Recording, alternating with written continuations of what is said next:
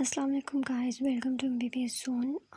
मैं जो हूँ वो स्टार्ट कर रही हूँ एंडोक्राइनोलॉजी सीरीज़। और एंडोक्राइनोलॉजी सीरीज़ में सबसे पहले हम करेंगे डायबिटीज़ मेलाइटिस। अच्छा, डायबिटीज़ जो है ये जितना भी कुछ मैंने लिखा हुआ है ये सब कुछ मैंने डेविडसन से लेके लिखा हुआ है। डेविडसन में बहुत एक्सटेंसिव है। अगर आप ये जो मेरे नोट्स और मेरी वीडियो से करेंगे तो it would be enough for you. तो सबसे पहले हम बात करते हैं कि डायबिटीज़ होती क्या है। डायबिटीज़ होती कब है? डायबिटीज़ तब होती है जब हमारी बॉडी के अंदर जो है इंसुलिन की क्वांटिटी कम हो जाए, या इंसुलिन बिल्कुल ख़त्म हो जाए, या इंसुलिन हो लेकिन ग्लूकोज़ के जो लेवल्स हैं ना वो हमारे पास बहुत ज़्यादा हैं। जैसे अब अगर हमने रैंडम ग्लूकोज़ हमने करवाया, उसके लेवल्स 200 से ज़्यादा आ रहे हैं, या फिर फास्टिंग प्लाज्मा ग्लूकोज़ के लेवल 126 से ज़्यादा आ रहे हैं, तो हम कहेंगे कि it is we will consider it is diabetes. फिर आते हैं हमारे पास प्री डायबिटिक्स। प्री डायबिटिक्स क्या होते हैं? प्री डायबिटिक्स ये होते हैं कि अभी उनको डायबिटीज़ नहीं हुई, इनके अंदर कॉम्प्लिकेशंस के बिल्कुल कोई रिस्क नहीं है और ना ही इनको डायबिटीज़ है, लेकिन इनके अंदर ये रिस्क है कि इनको डायबिटीज़ फ्यूचर में हो सकती है। अच्छा, प्री डायबिटीज़ को हम कैसे डायग्नोस करेंगे? प्री डायबिटीज़ वालों के अंदर जब हम फास्टिंग ब्लड ग्लूकोज करवाएंगे तो वो हमारे पास 110 से ज़्यादा आएगा, 110 से ज़्यादा होगा और 126 से कम होगा। और या फिर फास्टिंग प्लाज्मा ग्लूकोज जो है वो 126 से कम, और जो 2 और ग्लूकोज है जिसको हम ओरल ग्लूकोज टॉलरेंस टेस्ट भी कहते हैं, वो 140 से 200 होगा। अब ये जो फास्टिंग वाली चीज़ है ना, ये तो होगी, इसको हम कह देंगे इम्पेयर्ड फास्टिंग ग्लूकोज। और जो ओरल ग्लूकोज टॉलरेंस टेस्ट है इसको हम बोल देंगे इम्पेयर्ड ग्लूकोज टॉलरेंस। एमसीक्यूज़ में अक्सर ये जो चीज़ है ये पूछते हैं, ये आपको वैल्यूज़ दे देते हैं और पूछते हैं कि भाई इसमें ये क्या है, लाइक इम्पेयर्ड फास्टिंग ग्लूकोज है, इम्पेयर्ड ग्लूकोज टॉलरेंस है। तो इससे आपको पता लग जाएगा कि अगर उन्होंने दिया हुआ है OGTT की वैल्यूज़ तो फिर तो इम्पेयर्ड ग्लूकोज टॉलरेंस है, लेकिन अगर क्या नाम है फास्टिंग प्लाज्मा ग्लूकोज की दी हुई है वैल्यूज़ तो फिर इम्पेयर्ड फास्टिंग ग्लूकोज है। लेकिन जो आजकल जो क्लिनिशियंस हैं, जो डॉक्टर्स हैं, जो बेस्ट टेस्ट यूज़ कर रहे हो, जो बेस्ट डायग्नोस्टिक्स टेस्ट है, आप गोल्ड स्टैंडर्ड कह दें, वो HbA1c है। HbA1c है, इसके अंदर जो है अगर ग्लूकोज की वैल्यू 48 मिलीमोल पर लीटर से ज़्यादा आ रही हो तो हम कहेंगे कि the person is pre diabetic. और क्या नाम है HbA1c जो है इससे आप पिछले 3 मंथ्स की ग्लूकोज की वैल्यूज़ को पता लगा सकते हैं। अब हम बात करते हैं टाइप 1 डायबिटीज़।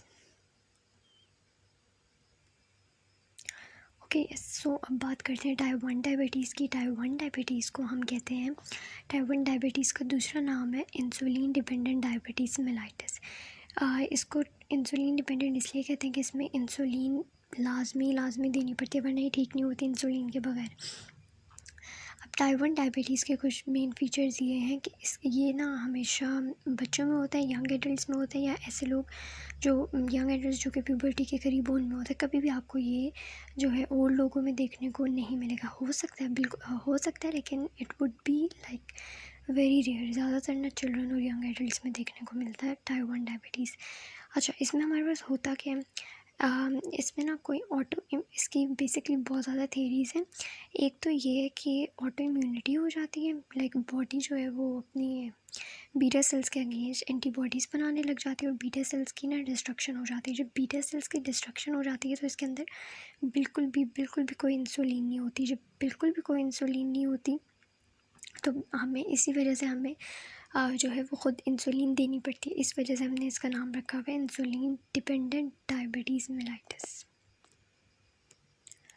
अच्छा, तो टाइप 1 डायबिटीज़ की पैथोलॉजी में बेसिकली क्या होता है, पैथोजेनेसिस में क्या होता है। अच्छा, वैसे मैं आपको यहाँ पर एक टिप दे दूँ कि जब भी आप पैथोलॉजी या ना पैथोजेनेसिस है वो पैथोलॉजी से करें, और मेडिसिन पे ना आप सिर्फ फोकस करें सिम्टम्स पे, डायग्नोसिस पे, रिस्क फैक्टर्स पे, और क्या कहते हैं मैनेजमेंट पे, इन चीज़ों पे फोकस करें। अच्छा, तो इसकी पैथोजेनेसिस में बेसिकली होता है कि इसके अंदर ना इंसुलाइटिस हो जाता है। इंसुलाइटिस ये होता है कि जो हमारे पास आइलेट सेल्स होते हैं ना पेंक्रियाज के, और वहाँ पे ना साइटोटॉक्सिक टी सेल्स और ये सब चीज़ें आके ना इन्फ्लेमेशन करवा देती हैं और सिर्फ ना इसमें बीटा सेल्स वाले जो आइलेट्स हैं सिर्फ वो इफ़ेक्ट होते हैं। अब ये उन्होंने बुक में लिखा है कि ये उन्हें नहीं पता कि सिर्फ बीटा सेल्स ही क्यों इफ़ेक्ट होते हैं, बाकी क्यों नहीं होते। तो उस इन्फ्लेमेशन की वजह से पहले वो पैची इन्फ्लेमेशन होती है, फिर वो पूरे उसको ना आइलेट को इन्वॉल्व कर देती है। अब ये जो है वो कह रहे हैं कि हमें नहीं पता कि जो है वो सिर्फ बीटा सेल्स क्यों इन्वॉल्व होते हैं। और इसके अंदर तो मेन बात यही है कि बीटा सेल की डिस्ट्रक्शन हो जाती है, बीटा सेल की डिस्ट्रक्शन हो जाती है तो जी कोई इंसुलिन नहीं आ रही, और ऑटो इम्यूनिटी की वजह से। अच्छा, अब ऑटो इम्यूनिटी की वजह से है ना, ओके, तो जो टाइप 1 डायबिटीज़ होते हैं ये हमारे पास ऑटो इम्यून डिसऑर्डर होते हैं ना, इस वजह से इसमें ना दूसरे ऑटो इम्यून डिसीज़ भी हो सकते हैं, जैसे कि थायराइड, सीलिएक, पर्नीशियस एनीमिया और बाकी ऑटो इम्यून डिजीज़ भी हो सकते हैं। और इसमें बंदा प्रेजेंट कैसे करते हैं, एक तो ना इसमें शॉर्ट हिस्ट्री होती है, लाइक ग्लाइकोसूरिया होता है। ग्लाइकोसूरिया ये होता है कि आपके यूरिन के अंदर ग्लूकोज आ रहा होता है। पोलीयूरिया होता है, पोलीयूरिया ये होता है कि आपका एक्सेसिव यूरिनेशन हो रही होती है। जब एक्सेसिव यूरिनेशन होगी तो आपको डिहाइड्रेशन होगी, डिहाइड्रेशन होगी थर्स्ट होगी, ठीक है। फटीग होती है, पोलीडिप्सिया होता है। पोलीडिप्सिया ये होता है कि आप एक्सेसिवली बार बार पानी लेते हो। और कीटोसिस होती है। अच्छा, अभी जो कीटोसिस है ना ये मैं आपको बताऊंगी जब हम कॉम्प्लिकेशंस करेंगे डायबिटीज़ की, उसके अंदर हम इसको डिस्कस करेंगे। और इसके अंदर ना इसका जो टाइप 1 डायबिटीज़ का जो डायग्नोस्टिक फीचर है ना, ये हमारी डेविडसन कहती है कि अगर आपने टाइप 1 डायबिटीज़ और टाइप 2 डायबिटीज़ के लोगों को डिफ्रेंशिएट करना हो ना, अगर फॉर एग्जांपल इस तरह भी हो सकता है कि कभी कोई ओल्ड लोग, वैसे तो एक ये है कि टाइप 1 डायबिटीज़ हमेशा जो है ना वो यंग लोगों में होगी, लेकिन इट इज़ंट मतलब कंपल्सरी नहीं है ये। तो अगर हमने फिर डिफ्रेंशिएट करना हो तो हम इस तरह से डिफ्रेंशिएट करेंगे कि जो टाइप 1 डायबिटीज़ है ना ये एक ऑटो इम्यून डिसऑर्डर है। तो इसके जब ये ऑटो इम्यून डिसऑर्डर है तो ऑब्वियसली इसके अंदर जो ऑटो एंटीबॉडीज़ बनी है वो प्रेजेंट होंगी, ठीक है। तो हम उनको देखते हैं। तो ये टाइप 1 डायबिटीज़ की शॉर्ट सी चीज़ है कि बीटा सेल की डिस्ट्रक्शन होती है, शॉर्ट हिस्ट्री होगी, यंग लोगों में होगी मोस्टली, और पेंक्रियाटिक ऑटो एंटीबॉडीज़ जो होंगी वो प्रेजेंट होंगी टाइप 1 के अंदर।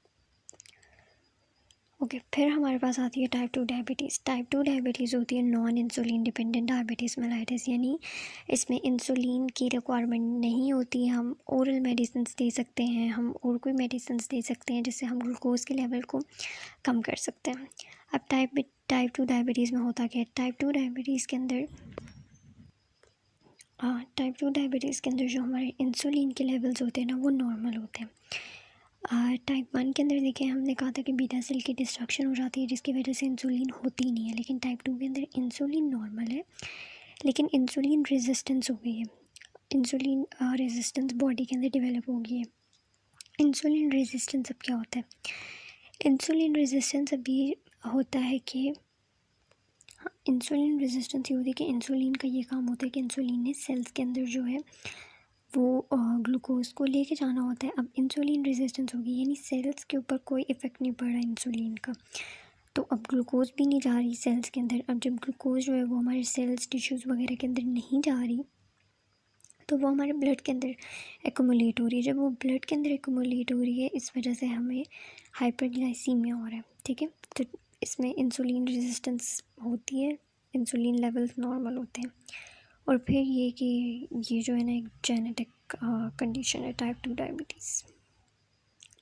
अच्छा, अब इसके रिस्क फैक्टर्स क्या होते हैं टाइप 2 डायबिटीज़ के रिस्क फैक्टर होते हैं। एक तो ये जेनेटिक कंडीशन है, दूसरा जो है over eating, obesity, under activity, और एज में अगर हम आ जाए तो मिडिल एज और ओल्डर लोगों को ये होती है। इसके अलावा डेविडसन में एक एथनिसिटी की भी बात लिखी हुई है लेकिन वो हमारे लिए इम्पॉर्टेंट नहीं है, वो यूएसए के उसमें लिखी हुई है। अगर वो पाकिस्तान से रिलेटेड होती तो हम ज़रूर उसको पढ़ते। आप लोग भी when you are preparing for your exam तो उसको पढ़ने की बिल्कुल कोई ज़रूरत नहीं है। अच्छा, अब इसके अंदर मेटाबॉलिक डिस्टर्बेंसेस की बात आ गई। इसके अंदर क्या होता है कि हाँ, टाइप 2 के अंदर इंसुलिन कुछ ना कुछ तो होती है, ठीक है, लाइक पूरी उसकी बिल्कुल डेफिशिएंसी नहीं होती। तो ये स्लो ऑनसेट होती है, ठीक है। डायग्नोसिस के वक्त इवन पेशेंट्स जो होते हैं वो एसिम्प्टोमेटिक होते हैं, पेशेंट्स को पता ही नहीं होता, लाइक वो किसी वजह से अपना कोई रूटीन ब्लड टेस्ट या किसी वजह से कुछ करवा रहे होते हैं जिसकी वजह से उनकी डायबिटीज़ जो है वो डायग्नोस होती है, कुछ लोगों को बिल्कुल कोई सिम्टम्स नहीं आते। अब टाइप 2 डायबिटीज़ जो है ना, इसमें लॉन्ग हिस्ट्री होगी। मतलब पेशेंट कहेगा कि जी मुझे जो है वो पिछले पता नहीं कोई 6 महीनों से थकावट हो रही है और बहुत प्यास लगती है और जो है वो यूरिन बहुत ज़्यादा आता है, ठीक है। और वेट लॉस की भी हिस्ट्री हो सकती है। और ये तो शुरू की चीज़ें। जब आपकी ये जो है डायबिटीज़ जो है वो बढ़ती जाती है तो आगे जो अनडाइग्नोज और बढ़ती जाए तो फिर पेशेंट कंप्लेन कर सकता है कि उसको शुगर की क्रेविंग होती है, ठीक है। उसको शुगर की क्रेविंग होती है, लाइपोलाइसिस उसका ज़्यादा हो जाता है। लाइपोलाइसिस ज़्यादा हो जाता है तो हमारे पास free fatty acid, lipolysis obviously lipids की ब्रेकडाउन है, फिर हमारे पास फ्री फैटी एसिड आ जाते हैं। अब लाइपोलाइसिस हो रहे हैं, फ्री फैटी एसिड्स आ रहे हैं और साथ जो है वो ग्लूकोज बन रहा है, ठीक है। ये दोनों चीज़ें मिलके क्या कर देती हैं, ये दोनों चीज़ें जो है वो जो हमारे बीटा सेल्स होते हैं ना पैंक्रियास के, उनके लिए बहुत ज़्यादा टॉक्सिक होती हैं, ठीक है। तो ग्लूकोलाइपोटॉक्सिसिटी और बी सेल का फंक्शन रिड्यूस हो जाता है। ये फ्री फैटी एसिड और ग्लूकोज मिलके बीटा सेल के फंक्शन को ना रिड्यूस कर देते हैं, ठीक है। फिर एक हमारे पास आ जाता है फ्लैटफुट सिंड्रोम। फ्लैटफुट सिंड्रोम ये होता है, अच्छा अब मैं डायबिटिक कीटोएसिडोसिस के बारे में थोड़ा बता देती हूँ। डायबिटिक कीटोएसिडोसिस जो होती है ना वो बेसिकली टाइप 1 डायबिटीज़ वाले लोगों को होती है। इसके नाम से ही पता चल रहा है कि इसमें ना कीटोन बॉडीज़ बनती हैं और एसिडोसिस लाइक एक एसिडिक कंडीशन होती है, लेकिन बहुत इसमें आपको ना बहुत लाइक पेशेंट को बहुत जल्दी ट्रीट करना होता है। आपका पेशेंट हाइपर वेंटिलेट कर रहा होता है और कभी कभी कोमा में भी जा सकता है, ठीक है। तो ये उसकी वो होती है, ये हम डिस्कस करेंगे एक्चुअली कॉम्प्लिकेशंस में एक सेपरेट वीडियो में। अभी मैंने आपको ये आ गया था यहाँ पे फ्लैटफुट सिंड्रोम इसलिए बता दिया। तो वैसे डायबिटिक कीटोएसिडोसिस जो है वो टाइप 1 की कॉम्प्लिकेशन है, टाइप 2 में नहीं होती। ये हम आगे देखेंगे कि क्यों टाइप 1 में होती है, टाइप 2 में नहीं होती। लेकिन इधर इन्होंने लिखा है कि अगर डायबिटिक कीटोएसिडोसिस टाइप 2 के अंदर होने लग जाए तो इसको हम फ्लैटफुट सिंड्रोम कहते हैं। अब डायबिटीज़ के अंदर प्रेजेंटिंग प्रॉब्लम्स क्या होती हैं? इंसुलिन नहीं है डायबिटीज़ में, बेसिकली ये इंसुलिन नहीं है, इंसुलिन कम है। ये इंसुलिन की रेजिस्टेंस हुई है किस में थी, टाइप 2 में, ठीक है। जिसकी वजह से हाइपरग्लाइसीमिया, ब्लड में ग्लूकोज के लेवल ज़्यादा हैं। अब क्या सिम्टम्स होंगे, आपको पोलीयूरिया होगा, आपको थर्स्ट होगी, थर्स्ट की वजह से आपका माउथ जो है वो ड्राई होगा, फटीग होगी, वेट लॉस होगा और हेडेक होगा। अब ये कुछ सिम्टम्स हैं जो कि सिर्फ टाइप 1 के अंदर होते हैं, टाइप 2 के अंदर इतने कॉमन नहीं है। ये पोलीडिप्सिया यानी एक्सेसिव थर्स्ट, पोलीयूरिया, नॉक्चूरिया और rapid weight loss. Okay so guys, ये आज की जो वीडियो है ये इतनी थी। ये आगे का मैं ये पार्ट 1 होगा और आगे जो है हम इसकी मैनेजमेंट और कॉम्प्लिकेशंस के बारे में मैं दूसरे पार्ट्स में डिस्कस करूँगी। अभी इसकी एक छोटी सी समरी देख लेते हैं कि डायबिटीज़ मेलाइटिस है। डायबिटीज़ मेलाइटिस के सबसे पहले तो ये है कि ग्लूकोज, रैंडम ग्लूकोज जो है वो 200 से ज़्यादा होना चाहिए। फास्टिंग ग्लूकोज 126 से ज़्यादा होगा। फिर प्री डायबिटीज़ की हमने बात कर ली। फिर टाइप 1 के अंदर जो है वो बीटा सेल की डिस्ट्रक्शन होती है और दूसरे डिजीज़ होते हैं लाइक थायराइड, ऑटोइम्यून होगी ये कंडीशन। आपको दूसरे डिजीज़ होंगे जैसे कि थायराइड, सीलिएक, पर्नीशियस एनीमिया वगैरह। फिर हमने इसके क्लिनिकल फीचर्स के बारे में बात कर ली। इसमें पोलीयूरिया, पोलीडिप्सिया ये बहुत ज़्यादा होगा। फिर टाइप 2 डायबिटीज़ जो है वो ओल्डर लोगों में ज़्यादा होगी। इसमें इंसुलिन के लेवल नॉर्मल होंगे, ओबीस लोगों में ज़्यादा होगी। और टाइप 2 डायबिटीज़ में भी तकरीबन यही सिम्टम्स थे, हेडेक वगैरह था। उसमें जो पेशेंट की जो प्रेजेंटिंग हिस्ट्री है वो ज़्यादा होगी। प्रेजेंटिंग हिस्ट्री बेसिकली ज़्यादा होगी, मतलब जो सिम्टम्स की ड्यूरेशन है वो ज़्यादा होगी। टाइप 1 के अंदर कम होगी। मैनेजमेंट और कॉम्प्लिकेशंस हम डिस्कस करेंगे नेक्स्ट पार्ट में। So stay tuned and do subscribe my channel please.